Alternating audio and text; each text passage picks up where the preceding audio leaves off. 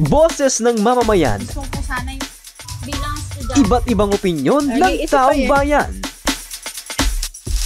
Ang gusto ko talagang Ating alamin sa Kalye Survey.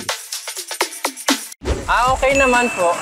So, yung disadvantage kasi, pag sobrang init, so nagkakaroon ng heat stroke yung mga tao. Hindi kaya ng mga estudyante.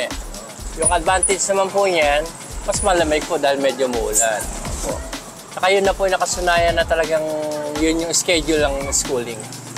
Ano po? Opo, kasi po, mas maaga pong pahinga yung mga estudyante din. Pagka po, aga din po sila makakapag-ready sa susunod na pasukan.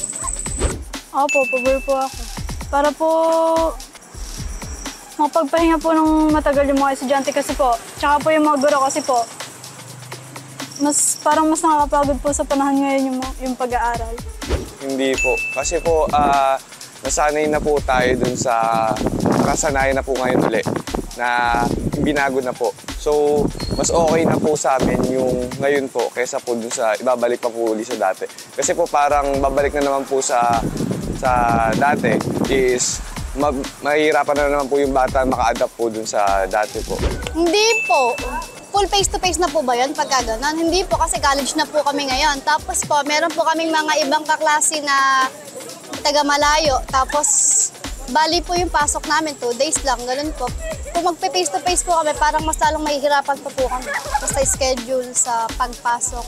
Hindi po. Kasi po, usually po yung mga nakasanayan na po na pasok ngayon is hanggang August po ata yung start nung pasok, tapos March po yung pag bumalik po sa dati parang po konti maninibago po, tsaka konti na lang po yung konti na lang po yung magiging bakasyon. Ganun pa, hindi po.